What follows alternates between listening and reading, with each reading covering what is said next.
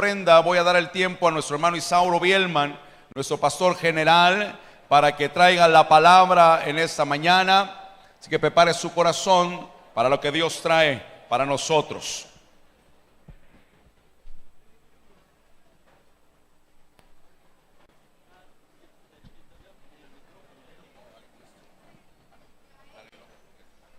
Brother, hijo, pásame el micrófono.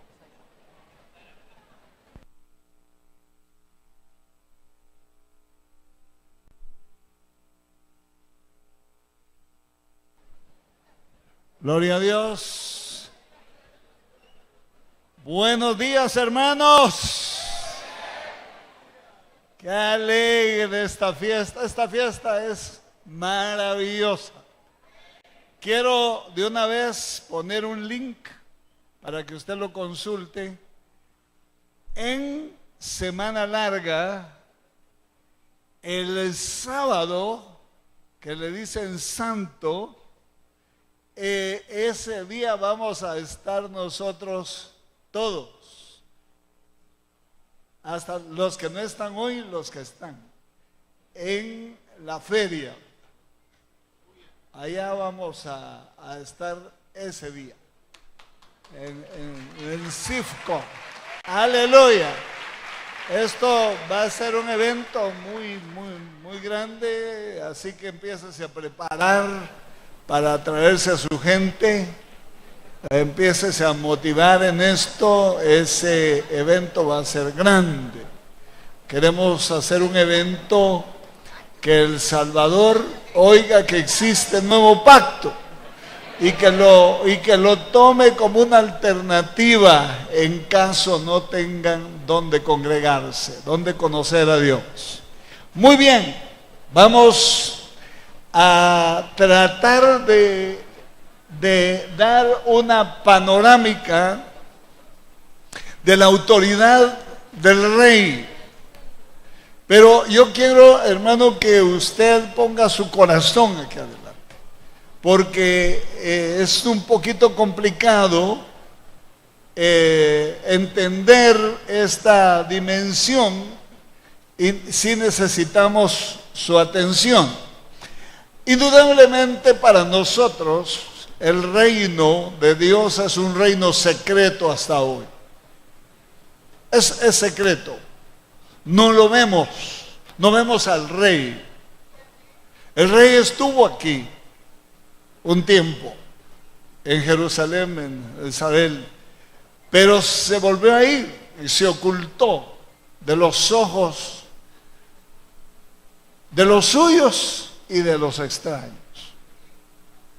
Entonces necesitamos entender un reino cuyo rey no se ve, con un pueblo que sí se ve, pero el rey no se ve. Entonces necesitamos entender, ir un poco más adelante de donde hemos ido. Necesitamos, quiero en este tema, ir un poco más allá de la vida de la resurrección. Es decir, a la vida de la resurrección. Necesitamos caminar del conocimiento del Cristo en la cruz al conocimiento del Cristo glorioso. Porque si no, jamás vamos a vivir el Evangelio como se espera en el cielo. Aleluya. Ya con esto más o menos usted agarró y vamos a ver Mateo 28, 18. No voy a, para que no se entretengan en leer, solo van a pasar los textos. Y Jesús, si usted lo halló, si no lo hallará en el día postrero. Aleluya. Y Jesús se acercó y les habló diciendo: toda potestad me es dada en el cielo y en la tierra. Note eso. Ahora vamos a Apocalipsis 1, 5 al 6. Apocalipsis 1, 5 al 6. Y de Jesucristo, el testigo fiel, el primogénito de los muertos y el soberano de los reyes de la tierra, al que nos amó y nos lavó de nuestros pecados con su sangre y nos hizo reyes y sacerdotes para Dios, su Padre. A Él sea la gloria, a Él sea gloria, imperio por los siglos de los siglos. Note usted la grandeza de todas las características que están ahí. Ahora, quiero leer un verso más. Apocalipsis 1:18. Y el que vivo, eso lo está diciendo él, ya no lo dice Juan. El que vivo y estuve muerto, mas he aquí que vivo por los siglos de los siglos. Amén. Y tengo las llaves de la muerte y el Hades. Bueno, ahora sí vamos ya a entrar en materia. Al considerar la autoridad del Hijo, del Dios Hijo, tenemos que ver por lo menos 3 o 7 etapas, de las cuales solo vamos a ver 3 hoy. Vamos a ver al Hijo preencarnado, vamos a ver al Hijo, al Dios Hijo encarnado y al Dios Hijo resucitado. Eso es lo que vamos a tratar de ver. Entonces, tenemos que considerar que nos referimos, cuando hablamos de autoridad del Cristo que conocemos, nos referimos a la autoridad que le delegaron a Él cuando vino a la tierra. Una autoridad que se la vinieron a autenticar en el Jordán, no antes del Jordán. No antes del Jordán, sino en el Jordán. Entonces, para la gran comisión universal y cósmica de su autoridad, de lo que tendría que hacer, nosotros lo que hemos logrado ver es lo que hizo aquí. De eso tenemos testimonio. Pero lo que ha hecho y lo que sigue haciendo lo desconocemos, porque no lo conocemos a Él.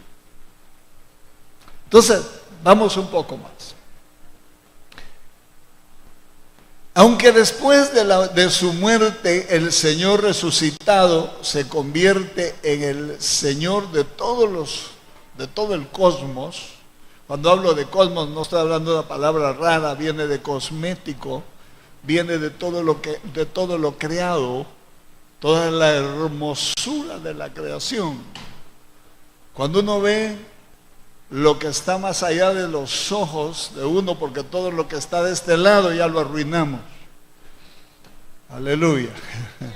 Ya cuando visito Honduras, y ya no miro al Honduras que vi hace 30 o 20 años, lleno de ríos caudalosos y limpios. Hoy es un piedrero seco. Lamentable eso. No digamos El Salvador, que es tan chiquito. Entonces, ve usted cómo lo que vemos, si lo que vemos fue hermoso y es hermoso aún, lo que no vemos, donde no ha trastocado la mano humana, eso está en su perfección como fue creado. Entonces, eso lo desconocemos, pero al recuperar Dios todos los espacios a través de la muerte de Cristo, porque eso fue lo que vino a hacer, no solo vino a recuperar lo que se había perdido en nosotros, no solo vino a recuperarnos a nosotros, vino a recuperar los espacios ocupados por las fuerzas de las tinieblas. Esos espacios que no sabemos nosotros las dimensiones, nosotros vemos la tierra nada más, vemos si acaso la luna y las estrellas, no vemos mucho más que eso. Pero quién sabe qué grandes dimensiones se reconciliaron en Cristo, como dice la Escritura, que Él reconcilió lo que estaba en la tierra con lo que está en el cielo. Eso está abarcando todos los espacios, no solo de la tierra, sino nos hablan de esa manera para que lo entendamos, sino hasta las dimensiones más remotas de la creación. Vamos, sin embargo, después de su resurrección, estos derechos que estaban en las fuerzas irregulares de las tinieblas pasaron al reino de Dios, aunque todavía ocupadas, ¿sí? Están en un proceso de recuperación. Hay una sentencia ya, pero para que la devuelvan hay que desocuparla. Y la forma de desocupar va a ser el trono blanco. Ahí se va a desocupar todo, porque cada quien va a tomar la posición eterna que escogió tomar. Estoy hablando de hombres y otras creaciones. Entonces, la resurrección pasó los derechos, por eso dijo: yo tengo las llaves del infierno y de la muerte. Al parecer, la muerte es una de las potestades mayores en la creación. Sin embargo, ahora dice que desde Adán hasta Moisés la muerte reinó. Esto implica desde el Génesis, de la salida de Adán hasta el Calvario, la muerte reinó y tenía las llaves. A quien quería encerraba en muerte, y a quien, pues, yo no creo que quiera no matar la muerte. Esa es su profesión. Esa es su profesión, como los Mau Mau, que nacieron para matar. Ese era su eslogan, el eslogan de los Mau Mau, de Nicky Cruz. Nosotros somos los Mau Mau y nacimos para matar. Entonces, ve usted, Filipenses 2:9 al 11 dice: por lo cual Dios también le exaltó hasta lo sumo y le dio un nombre que es sobre todo nombre, para que en el nombre de Jesús se doble toda rodilla de los celestiales, de los terrenales y de los infernales, y toda lengua confiese que Jesucristo es el Señor, para gloria de Dios el Padre. Aleluya. Denle un aplauso al Señor. Aleluya. Entonces, la trayectoria de Cristo puede resumirse en 7 etapas. Note, esas 7 etapas son importantísimas. El Cristo, el Dios Hijo preencarnado, sería la primera. La segunda, el Dios Hijo encarnado.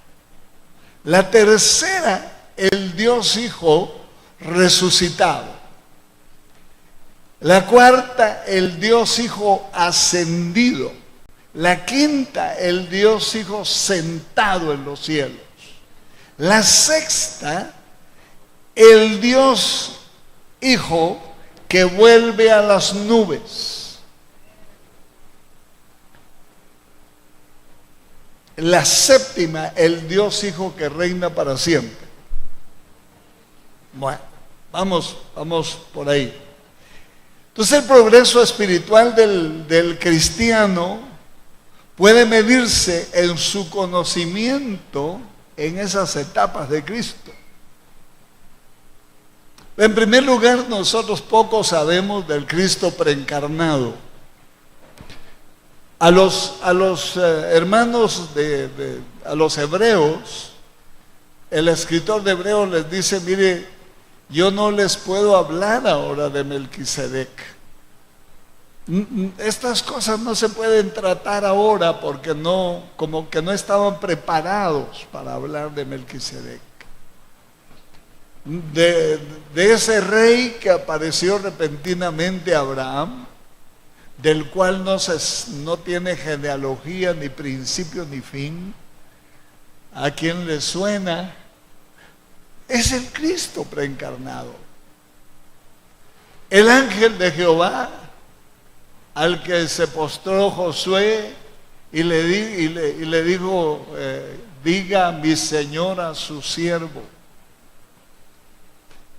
Esas apariciones que son desde el principio, como dice la Biblia, reflejan o revelan de alguna manera quién era el Hijo antes de tomar cuerpo. Ahora esto hay que entenderlo muy bien. Es muy probable, ese es mi criterio, no es criterio bíblico, pero de alguna manera tengo alguna autoridad para tener criterio. Mi criterio es que nadie jamás supo antes, en la gloria que tenía antes, probablemente nadie jamás supo que era Dios. Porque el diablo, si hubiera sabido eso, difícilmente procura su muerte aquí. Por eso sus interrogantes: si eres el Hijo de Dios, si eres el Hijo de Dios, tenía dudas, profundas dudas de que fuera el Hijo de Dios. No lo conocía, no sabía quién era. Y eso, que el diablo, antes de ser diablo, fue el guardador de los secretos de Dios. Por eso uno de los grandes escritores antiguos, clásicos del cristianismo, dijo esta palabra: el diablo hoy y la muerte hoy son el diablo y la muerte de Dios, porque los usa. Los usa para labrar a sus santos, para formarlos, como cuando uno va a comprar un buen martillo, una buena almágana para doblar, porque hay unos que necesitamos unos buenos almaganazos. Denle un aplauso al Señor si se anima. ¡Aleluya! Buenos almaganazos, con una de 14 a 16 libras. Y después de los almaganazos todavía no entendemos lo que Dios nos quiso dar a entender con el almaganazo. Entonces, por eso Pedro estuvo 3 años y medio con el Cristo encarnado. Era el que hablaba más con él.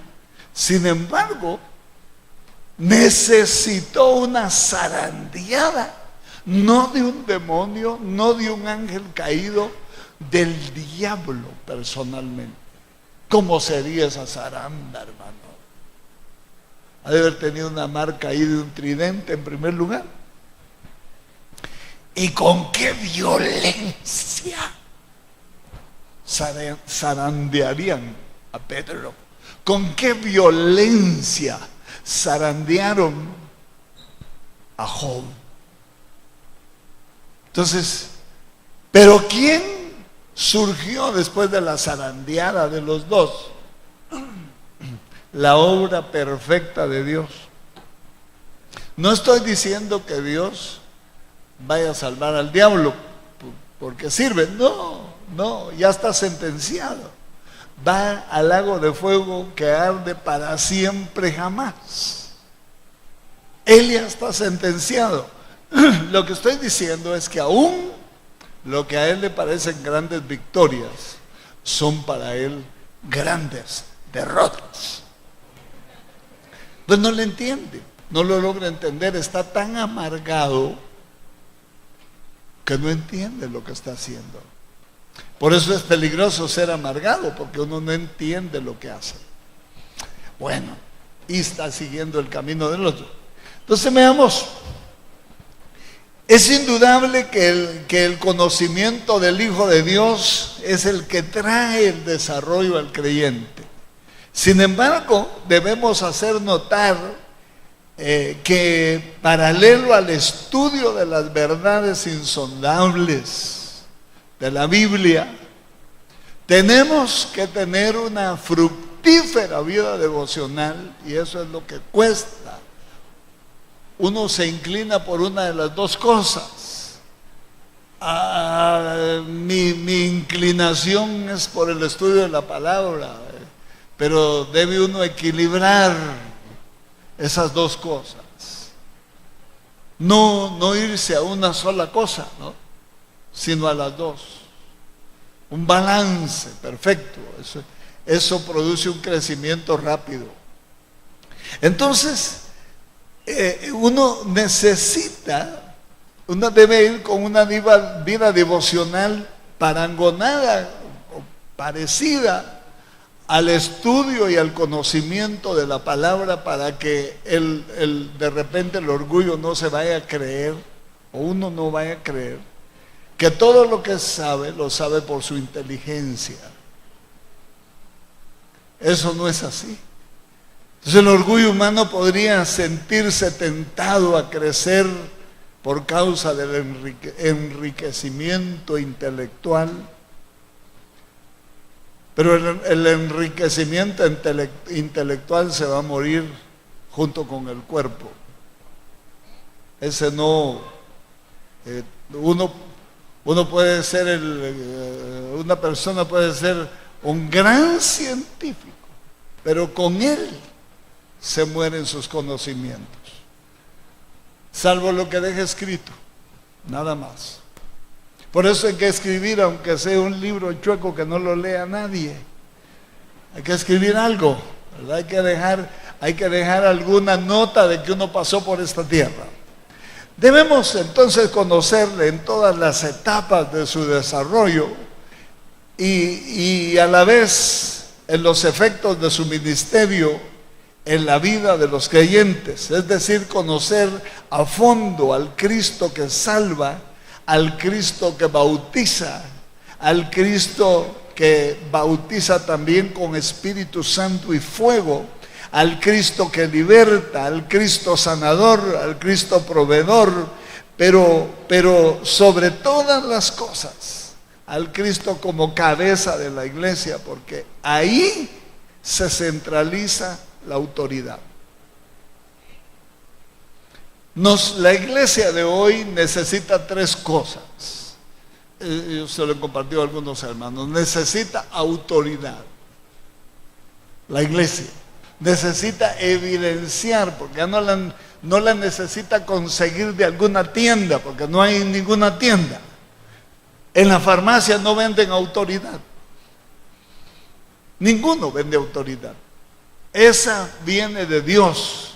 Según Romanos 13:1, toda autoridad viene de Dios, y no existe autoridad sino la que viene de Dios. Entonces busquémosla donde está, no la busquemos donde no hay. La autoridad es una estructura, por eso es que baja desde la cabeza la barba y hasta el borde de las vestiduras.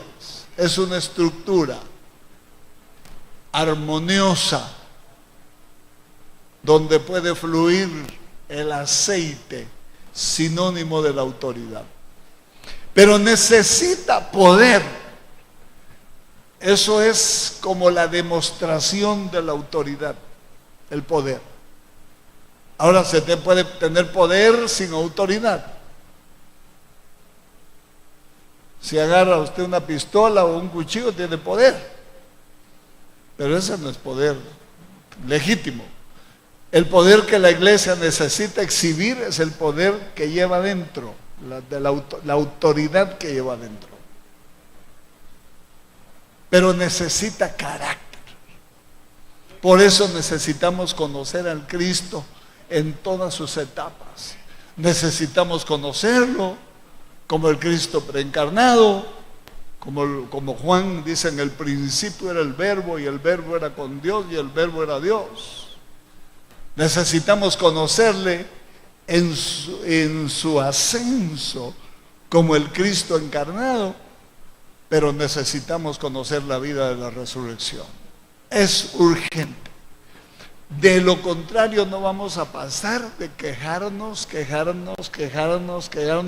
porque lo último que vemos es el dolor de la cruz. Denle un aplauso al Señor, César.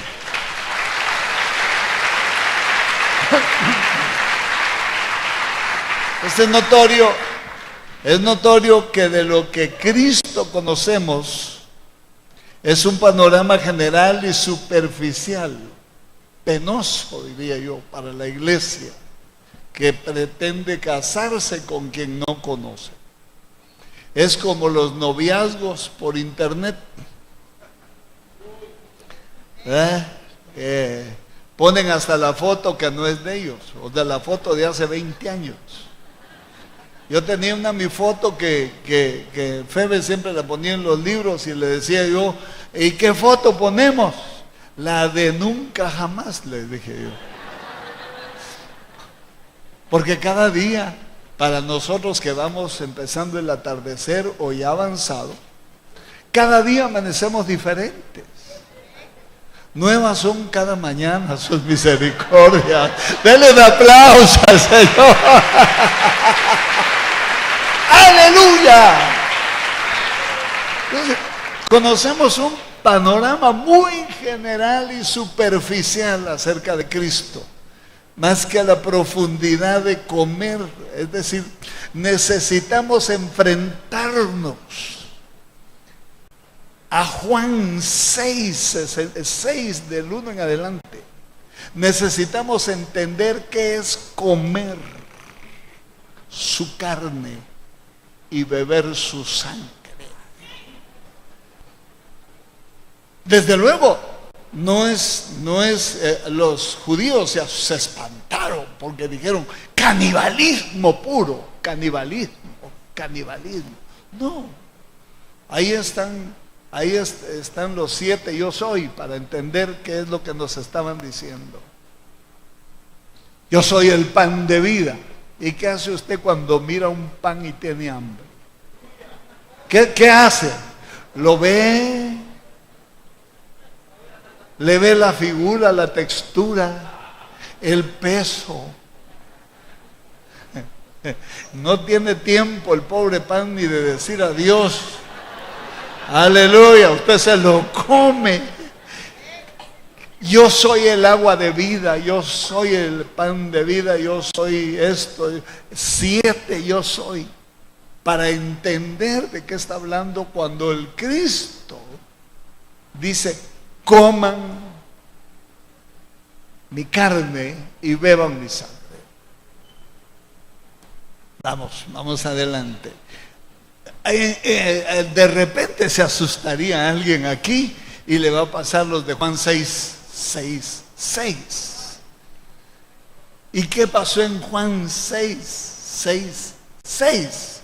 Desde entonces, muchos de sus discípulos volvieron atrás. De aquí es donde regresa la mayoría de los apóstatas. Así que yo le aviso con tiempo. Dele otro aplauso al Señor si se anima. Aleluya. Porque los creyentes quieren tener un panorama general y sin compromiso del Evangelio, para poder hacer lo que quieran hacer sin mayores repercusiones. Pero cuando pasa esta línea, las cosas cambian. Bueno, vamos. Entonces, para ahí vamos. Juan 6, 53 al 57. Y Jesús les dijo: de cierto os digo, si no coméis la carne del Hijo del Hombre y bebéis su sangre, no tenéis vida en vosotros. Oh, y si no hemos comido, tenemos salvación, pero no vida.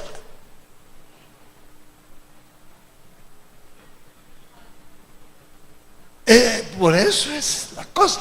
La cosa es o te metes o sales huyendo. Eso les pasó a estos.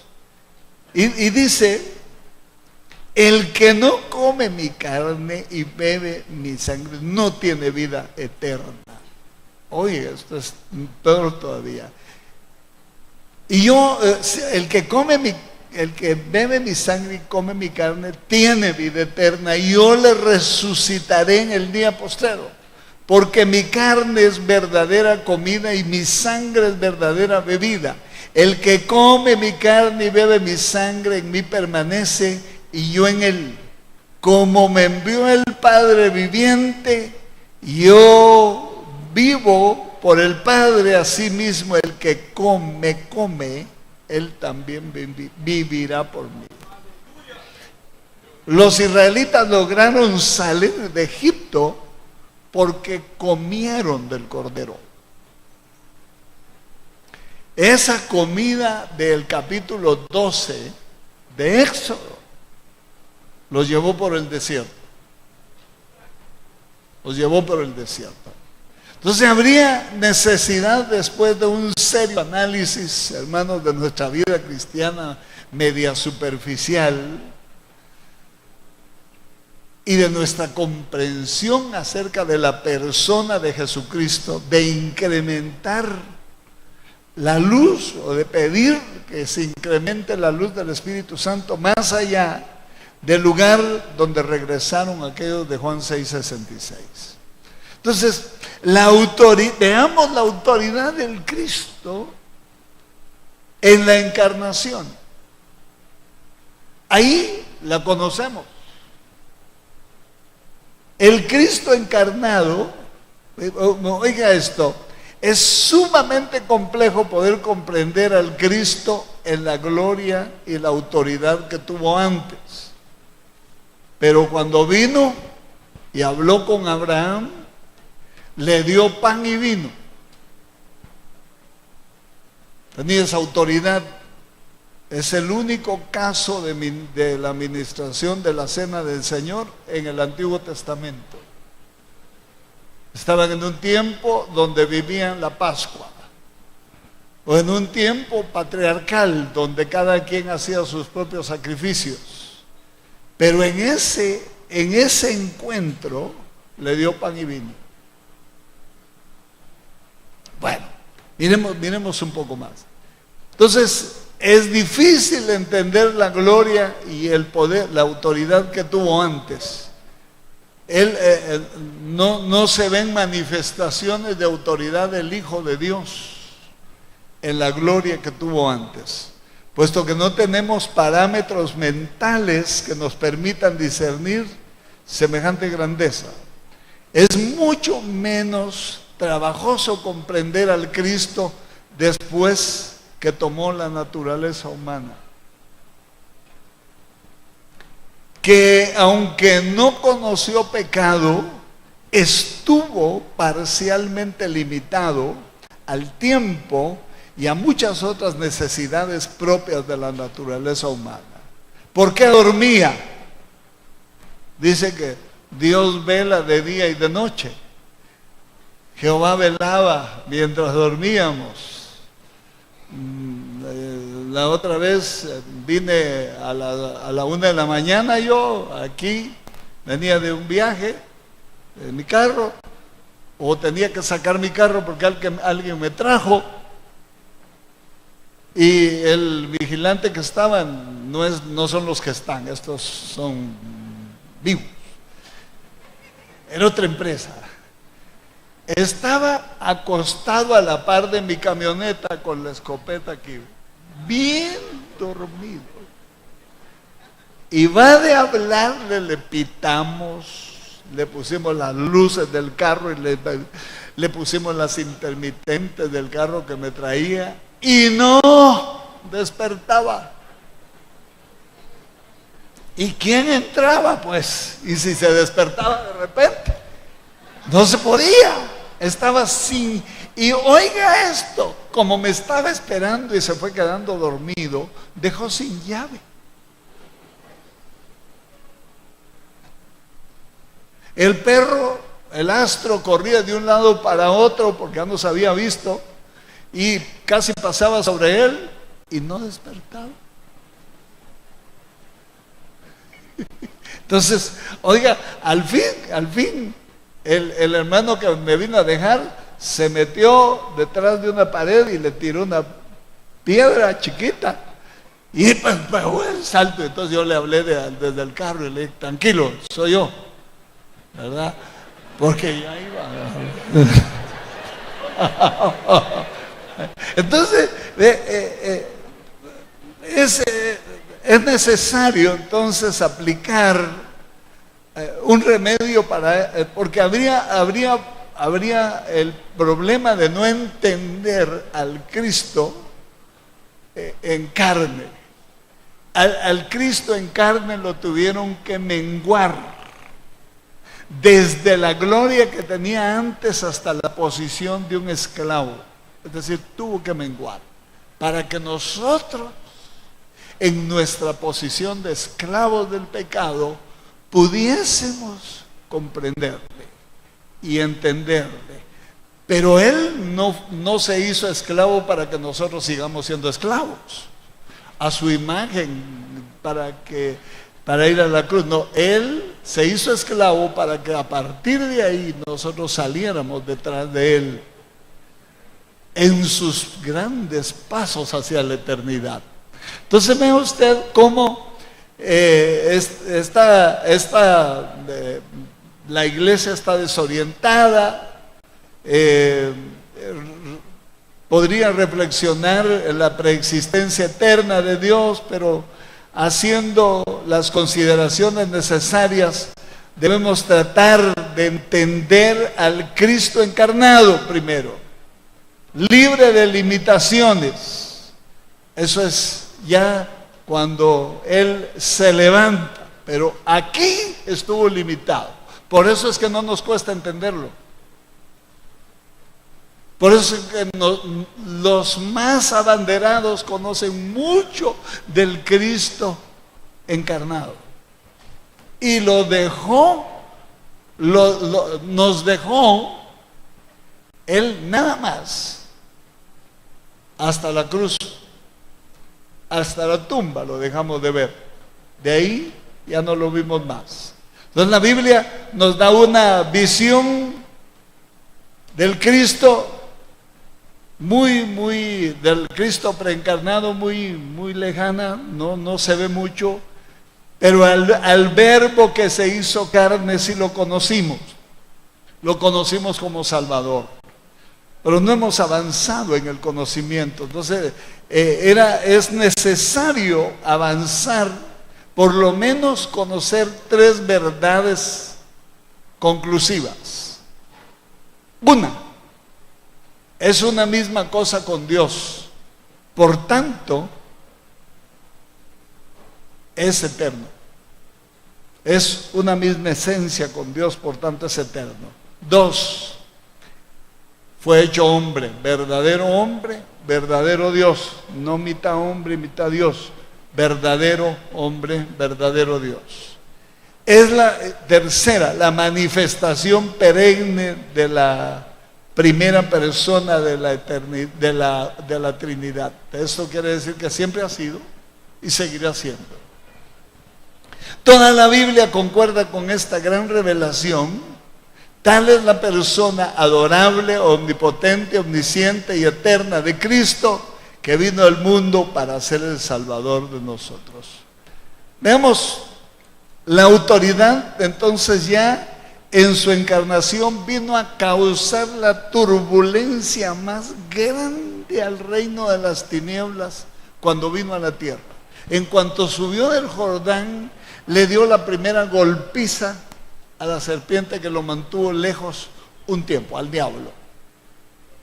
Luego, lo primero que hizo cuando estuvo aquí, el primer oficio de Cristo aquí, fue echar fuera demonios, sanar enfermos, libertar a los cautivos, quitarles las opresiones a los que andaban todos, sanar hasta los lunáticos, sanar los que tenían problemas de no oír, que no oían, que no hablaban, es dar una respuesta al estado profundamente esclavizado en que estaba la humanidad y en ese caso Israel. Entonces vea usted, tenemos que rescatar que el Hijo no es mayor que el Padre ni que el Espíritu Santo. ¿Sí? Tenemos que rescatar esa gran verdad, que las cosas siguen como aparecen en la Biblia. El Padre, el que traza las grandes decisiones, el Hijo como el exégeta del Padre, el que le interpreta al Padre todas el pensamiento de su corazón, y lo revela al Espíritu Santo para que el Espíritu Santo opere en nosotros y en la obra puramente operativa.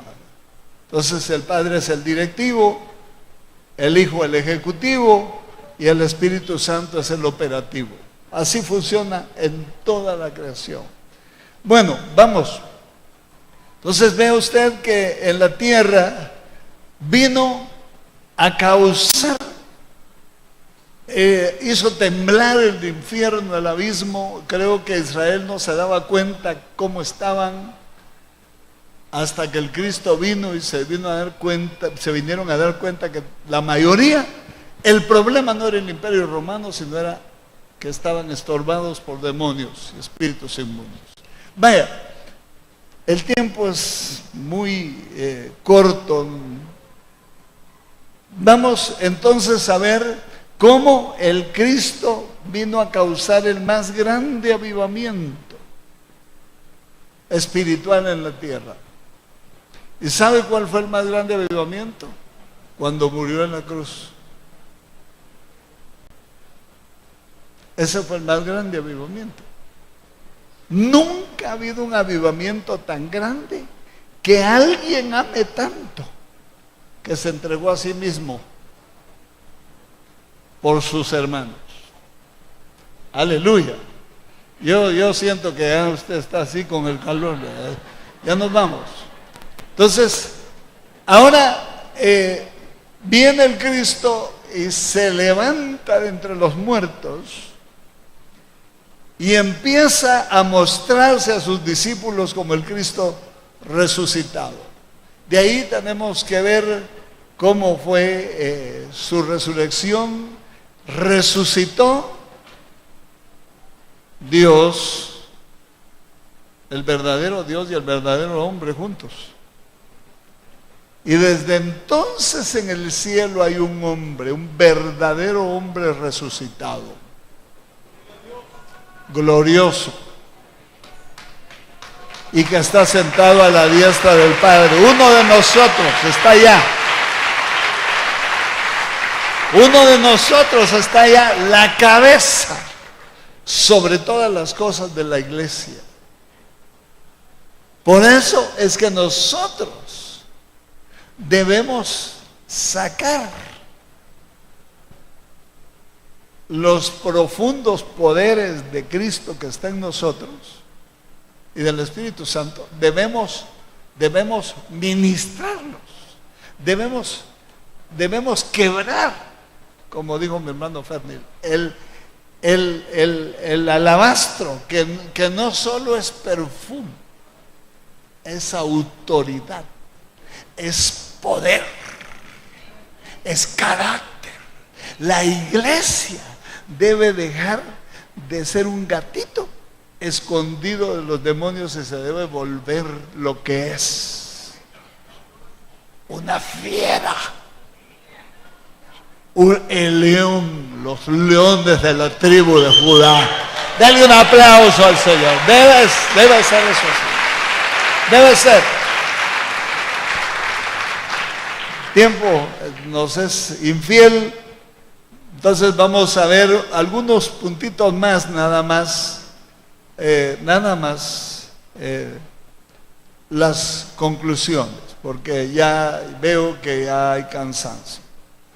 Entonces, como yo soy el pastor, conozco a las ovejas, y cuando las ovejas abren la boca así, es porque están dormidas, y es un gran riesgo de que de repente una mosquita pase por ahí y se entre. Entonces, concluyamos con estas grandes verdades. Eso va a ser una próxima oportunidad. Cristo es la manifestación viva y personal del Padre.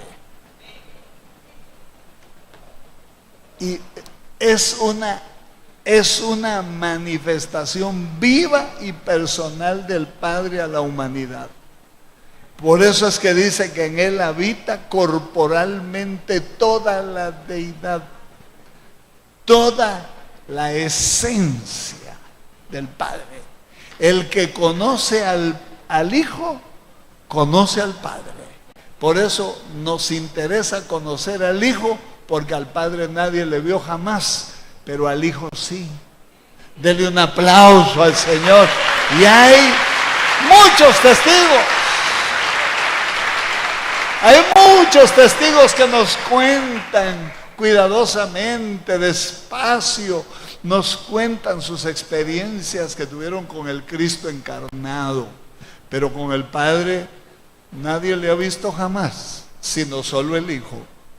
El Cristo puede ser el verbo de Dios. ¿Por qué? ¿Por qué es el verbo? ¿Por qué Juan dice: en el principio era el verbo, y el verbo era Dios, y el verbo era con Dios? ¿Por qué verbo? Es el verbo. El Cristo puede ser el verbo porque anuncia y revela las cosas ocultas de Dios. Por eso puede ser el verbo. Por lo que es prudente y de vital importancia que sus santos, también sacerdotes y coherederos con Él, comprendamos tal grandeza a fin de contemplarlos en el poder de su fuerza. Y veo nada más ya Daniel, hay dos puntitos más, dos conclusiones más. Puede ser el verbo porque es el exégeta, el intérprete de la mente de Dios. Las palabras, cuando la palabra es el puente entre el abismo de la mente de Dios y el abismo de la mente de los hombres. Pero Él es el que interpretó esa palabra, esa mente de Dios, y nos la dio a conocer a nosotros. Entre usted y yo hay un abismo en nuestras mentes. Si no fuera la palabra, la comunicación, jamás sabríamos qué estamos pensando. Entonces las palabras son el puente entre la mente, entre el abismo de las mentes. Bueno, la palabra tiene hoy la autoridad, el poder, el carácter del Cristo encarnado. Solo falta que nosotros la soltemos. No como solemos hacer cuando nos asusta un murciélago en la noche. Diablo chuco, diablo no sé qué, diablo no. Suelte el nardo que hay en usted. Suelte la autoridad, suelte la unción que hay en usted. Esas palabras no deben ser humanas, deben ser la palabra escrita. Esas tienen potencia de Dios. Daniel 7:14. Y le fue dado dominio, gloria y reino para que todos los pueblos, naciones y lenguas le sirvieran. Su dominio es dominio eterno, que nunca pasará, y su reino, uno, que no será destruido. Esas 7 facetas del Cristo las necesitamos conocer, porque vamos a ir creciendo en Él a medida que el conocimiento y la devoción concuerden en nuestra vida. Así es como se conoce a Dios. Voy a pedirle que se ponga de pie porque la silla yo la veo cansada.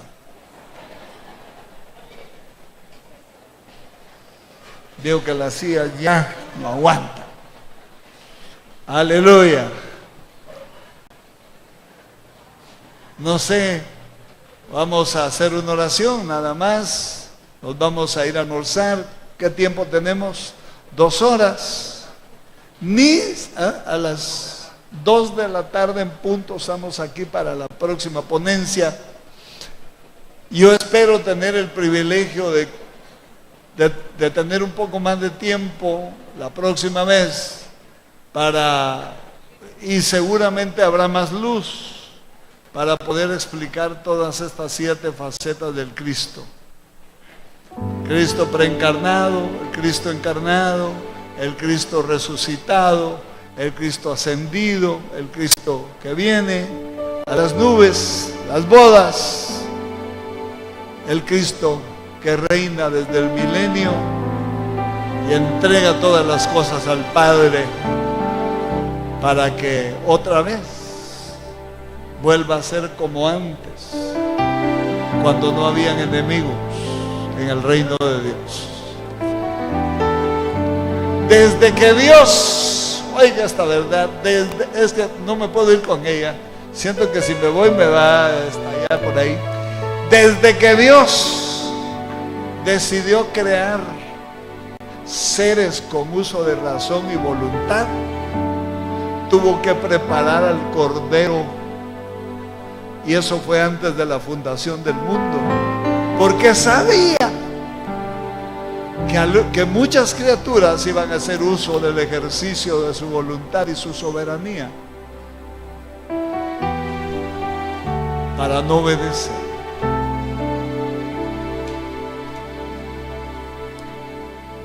Aleluya. Por eso el Cristo está creado, o no creado, sino destinado. El Cristo eterno está destinado desde antes de la fundación del mundo.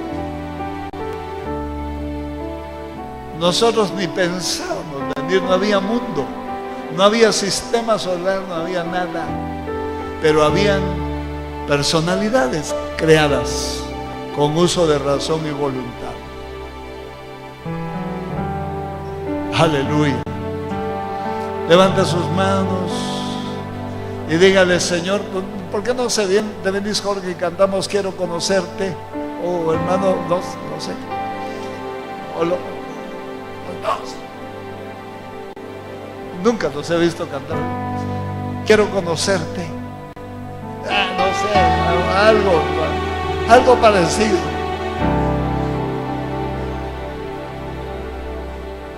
Quiero conocerte cada día más a ti, entrar en tu presencia y adorar. Puede levantar su mano derecha al cielo. Lo cantamos juntos. Revélanos tu gloria. Deseamos.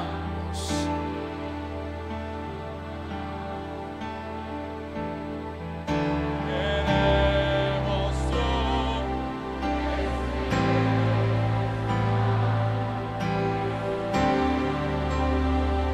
A una voz, toda la iglesia diciendo al que está sentado en el trono: ah.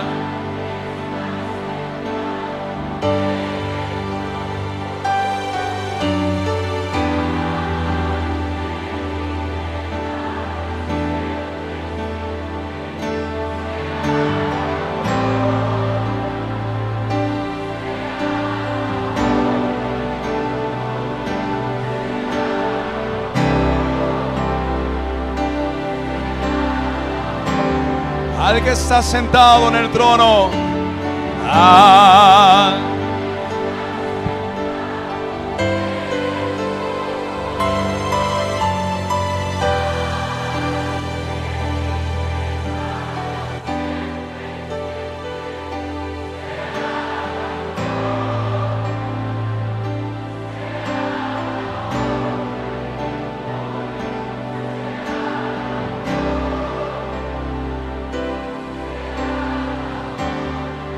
Una última vez, quiero conocerte. Quiero conocerte.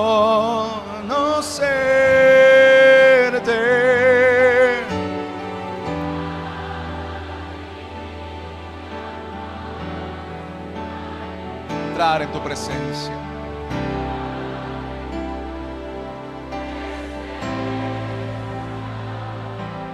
Y adorar. Revélanos tu gloria, Señor. Revélanos tu gloria. Deseamos ir mucho más en ti. Queremos tu presencia, Jesús.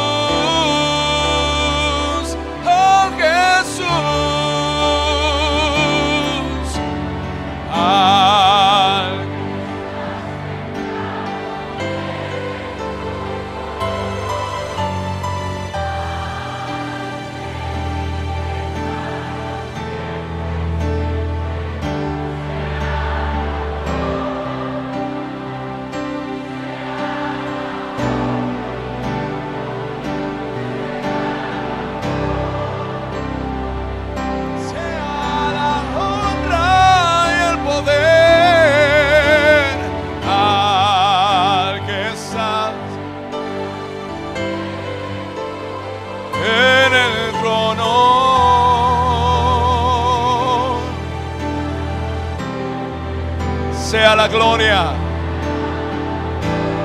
sea la gloria, sea la gloria, sea la honra y el poder.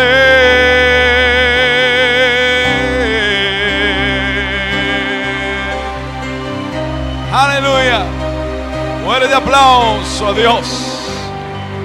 Amén. Estamos de vuelta a las 2 de la tarde. Por favor, mis amados hermanos, recuérdese no dejar sus cosas de valor